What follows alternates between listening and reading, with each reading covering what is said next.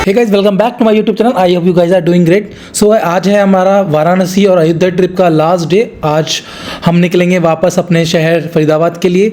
तो अभी हम सुबह सुबह ब्रेकफास्ट करने के लिए आए हैं लक्ष्मी चाय वाले पे। और ये भैया जो हैं, इनका नाम है राकेश यादव, और ये अंगीठी पे, जो प्रॉपर कोयले की अंगीठी होती है, उस पर ब्रेड टोस्ट बनाते हैं। और उसके बाद बटर और मक्खन, जो मलाई का मक्खन होता है, उसको लगाते हैं ब्रेड के ऊपर, कुछ मसाला डालते हैं और बहुत ही स्वादिष्ट लगते हैं। जैसे हम घर में खाते हैं केवल मलाई टोस्ट या बटर टोस्ट, सेम वैसा टेस्ट आ रहा है। बहुत ही बढ़िया एक्चुअली में, घर वाला टेस्ट है। बिल्कुल घर वाला टेस्ट है ना मलाई का। मसाला सेम, मैं ऐसे घर पे खाती हूँ वैसे सेम, घर वाली मिली फीलिंग आ रही है ना। कचौड़ी बहुत टेस्ट है। तो भाई लोगों, ब्रेकफास्ट के लिए अगर आप वाराणसी में कोई जगह देख रहे हो तो काशी टेम्पल के पास बिल्कुल परफेक्ट प्लेस है लक्ष्मी चाय वाला। बहुत ही सही जगह है और चाय, ब्रेकफास्ट वगैरह सब कुछ मिलता है यहाँ पे। बहुत ही पतली सी गली के अंदर है लक्ष्मी चाय वाला। मतलब मार्केट से अंदर से भी अंदर जाके एक पतली सी गली आती है और ये सारी लगातार 7-8 दुकानें लक्ष्मी चाय वाले की हैं और पूरी भीड़ रहती है अच्छी खासी यहाँ पे। यहाँ पे देख रहे हो सुबह सुबह कचौड़ी के लिए कितनी भीड़ है। यहाँ पे हींग की कचौड़ी थी, जब मैं खा रहा था लक्ष्मी चाय वाले पे बैठ के, वो यहाँ की कचौड़ियाँ थी, हींग वाली कचौड़ी। तो सुबह सुबह पेट पूजा करने के बाद हम लोग निकल जाते हैं काशी की गलियों में होते हुए काल भैरव मंदिर के लिए, जो कि बहुत फेमस मंदिर है वाराणसी का, काल भैरव मंदिर। और पूरी गलियाँ, जो पूरे रास्ते थे, जिस रास्ते से हम काल भैरव मंदिर जा रहे थे, पूरी गलियां, एक एक गली बहुत ही अच्छी तरह से सजा रखी थी। बहुत सारी पेंटिंग, आप लोग जो देख रहे हो पेंटिंग, काल भैरव मंदिर जाओगे तो इस तरह की सुंदर सुंदर पेंटिंग्स हर जगह दीवार में मिल जाएंगी आपको, शिव जी की बनी हुई।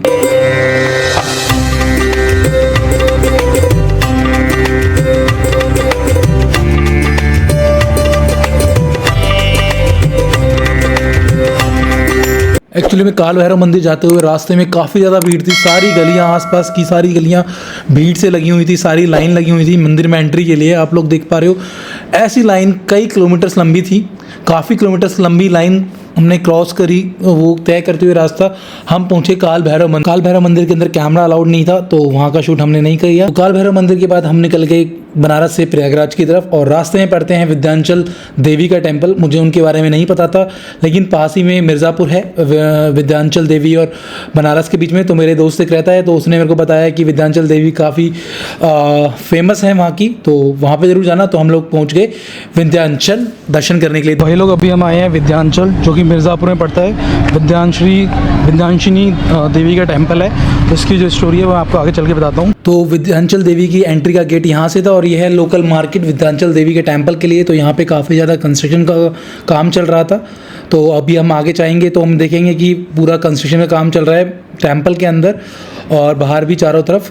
तो हमारे को यहाँ पे दर्शन करने के लिए मिल गए। यहाँ पे मैं एक लोकल पर्सन मिल गया जिसने हमारे बहुत ही बढ़िया दर्शन करा दिए देवी के। और काफ़ी ज़्यादा भीड़ थी यहाँ पर लोगों की, क्योंकि मान्यता बहुत ज़्यादा है। लोकल और दूर दूर से लोग आते हैं यहाँ पे, क्योंकि ये एक शक्तिपीठ भी है बेसिकली विंध्याचल देवी का जो टेम्पल है। क्योंकि यहाँ पर शक्तिपीठ उसे बोला जाता है जहाँ पर माता के अंग गिरे थे, लेकिन ये शक्तिपीठ ऐसा है जहाँ पर माता पूरे शरीर से, पूरे रूप से विराजमान हुई थी। माता खुद यहाँ पे रही थी।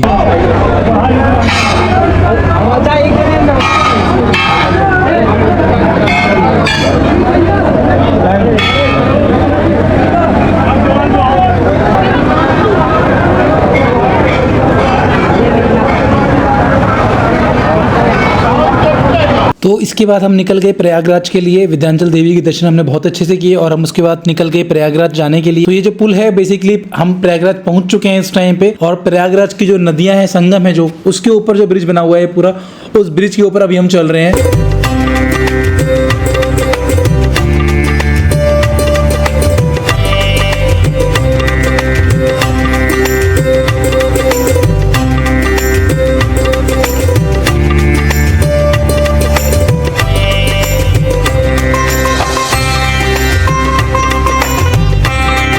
और जब प्रयागराज में कुंभ का मेला लगता है तो ये पूरा जो एरिया आप देख पा रहे हो अभी इस टाइम, ये पूरा बिल्कुल भर जाता है। देश विदेश से लाखों करोड़ों लोग आते हैं यहाँ पे, और पैर रखने की भी जगह नहीं होती कुंभ के मेले के टाइम पे। और अभी यहाँ पे पूरा जगह जो है खाली है, रोड भी नहीं बनी हुई है। इवन गाड़ी जो है, यहाँ पे लोहे की शीट्स डाल रखी हैं रोड पे और उसी के ऊपर गाड़ी चल रही है। बाकी चारों तरफ रेत ही रेत है, लेकिन बहुत ज़्यादा स्पेस है। जब कुंभ का मेला लगा था यहाँ पर, उस टाइम तो पूरी टेंट सिटी बना दी गई थी। यहाँ पे बहुत सारे टेंट लगा दिए गए थे आसपास। यहाँ पर बहुत सारी बोट्स खड़ी हैं और हम बैठते हैं बोट्स में, किसी बोट वाले से बात करते हैं, रेट वगैरह तय करते हैं और फिर जाते हैं नदियों के बीच में जहाँ पर संगम होता है, वहाँ पर स्नान करेंगे और थोड़ी बहुत पूजा पाठ करेंगे संगम के अंदर। तो हम बैठ चुके हैं बोट के अंदर और अब बोट हमें लेकर जाएगी नदी को बीचों बीच जहाँ पर संगम होता है। वहाँ पे कुछ प्लेटफॉर्म बना रखा है जहाँ पे बोट रुक जाती है, बोट को बांध देते हैं और वहाँ पे लोग बाहर उतर के कपड़े वगैरह चेंज करके अपना नहाने के लिए जा सकते हैं। और आपका सारा सामान जो भी है आप बोट के अंदर ही रख सकते हो, इधर उधर नहीं रख सकते हो। और बोट वाले ही आपको वहाँ पे पंडित जी वगैरह बैठे होते हैं जो पूजा पाठ वगैरह कराते हैं। तो यहाँ पर ही सामने पंडित जी वगैरह बैठे हैं, नारियल वगैरह लेके यहाँ पे पूजा पाठ कराते हैं और ये हमसे हमारे हाथ से नारियल और थोड़ा सामान जो है गंगा नदी में हमारे हाथ से छुड़वाते हैं पूजा। लेकिन ये मेरा एक्सपीरियंस जो था बहुत खराब रहा था, स्पेशली प्रयागराज में जाकर। पहली बार ऐसा हुआ कि ये जो पंडित वगैरह थे यहाँ पे वो जबरदस्ती हमें चीज़ें पकड़ा रहे थे कि आप ऐसे करो, ये फूल चढ़ाओ, ये चढ़ाओ, बिना कुछ बोले, और बाद में हमसे इकट्ठा मोटा पैसा मांगते हैं। लाइक तुम 5 लोगों को खाना खिलाओगे तो ये होगा वो होगा, 300 रुपये पर पर्सन एक पंडित के खाने के लगेंगे, आप 1500 रुपये दो, 200 रुपये के आपने फूल चढ़ा दिए, 100 रुपये का नारियल चढ़ा दिया, ऐसे करके मतलब कुछ भी उल्टा सीधा करके पैसे मांगने की कोशिश कर रहे थे। तो वो चीज़ मेरे को बहुत गलत लगी। आप पूजा पाठ करा रहे हो, जो है आप क्लियरली बोलो, तरीके से बात करो, वो चीज़ बिल्कुल पसंद नहीं आई। मतलब ये धर्म के नाम पे डरा के और बोल के पैसे ऐंठ रहे हैं, तो ये चीज़ स्पेशली गलत है। और नाव वालों इनके साथ मिले होते हैं, नाव वाले लोग स्पेशली यहाँ मिले होते हैं पंडितों के साथ, तो वो वहाँ से ला के पंडितों को पास छोड़ देते हैं और बाद में पैसा आपस में शेयर कर लेते हैं। एक्चुअली मैंने वहाँ पे देखा है, तो अपना रियल लाइफ इंसिडेंट बता रहा हूँ जो मेरे साथ हुआ है। पूजा करने के बाद कुछ इस तरह से इन्होंने नारियल हमारे ऊपर से बोला कि अपने ऊपर से ऐसे घुमाओ पूजा के लिए, जो ठीक है चलो जो भी है, मैं इस बात में नहीं पड़ता कि एक दूसरे के ऊपर से अपने जो नारियल थे उतारने थे।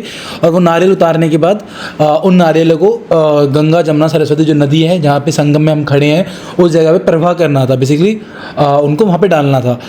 लेकिन मैं देख रहा हूँ थोड़ी देर बाद जब मैं नहाने गया गंगा जी के अंदर स्नान करने गया, तो उस टाइम पे वो कुछ लोग उन्हीं नारियल को निकाल के वापस यहीं ला के रख रहे हैं। मतलब हम लोग पूजा करके नारियल नदी में चढ़ा रहे हैं, उसके बाद वही नारियलों को वो उठा रहे हैं और वापस ला के रख रहे हैं। मतलब अजीब ही हो रहा था।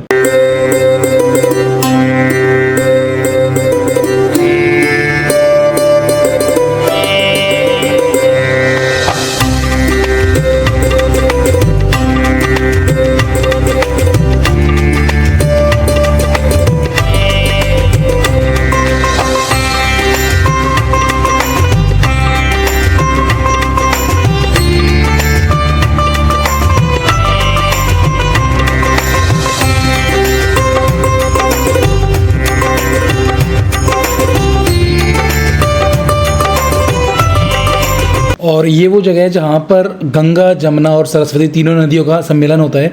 और गंगा जी और जमुना जी तो यहाँ दिखती हैं, लेकिन सरस्वती जी नीचे छुपी होती हैं। ऐसा बोला जाता है कि यहाँ पर जो है सरस्वती जी दिखती नहीं है बिल्कुल भी, वो नीचे होती हैं, बिल्कुल नीचे की तरफ होती है।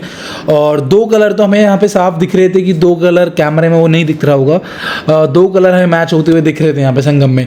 और अभी हम नहाने के लिए उतर चुके हैं और एक्चुअली में पानी का फ्लो इतना तेज़ था कि रिवर के, मैं उस दूसरी डायरेक्शन में जाने की कोशिश कर रहा था, वो जाना बड़ा मुश्किल हो रहा था। बहुत ज़्यादा तेज़ रिवर का फ्लो था। और गंगा जी का पानी, मैं अपनी डोलची लेकर आए थे हम साथ में कि गंगा जी का पानी हम यूज़ करते हैं अपने घरों में, तो गंगा जी का पानी यहाँ से हम भर के ले जाने के लिए, तो मैं वही भरने की कोशिश कर रहा था गंगा जी का पानी। और उसके बाद थोड़ी देर मैंने गंगा जी में नहा के थोड़ा स्नान करके, और जो थकावट थी, हम बनारस से विंध्याचल होते हुए प्रयागराज तक आए थे, तो वो सारी थकावट दूर हो चुकी थी मेरी एक्चुअली में।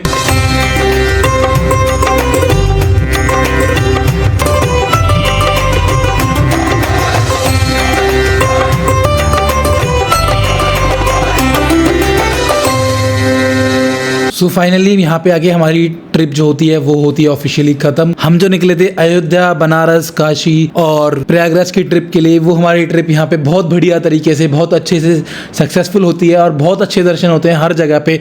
और इस ट्रिप का मेरा सबसे अच्छा बेस्ट डे जो जाता है वो जाता है कि मैंने 3 दिन ये ट्रिप करी थी, बेसिकली 4 दिन की मेरी ट्रिप थी।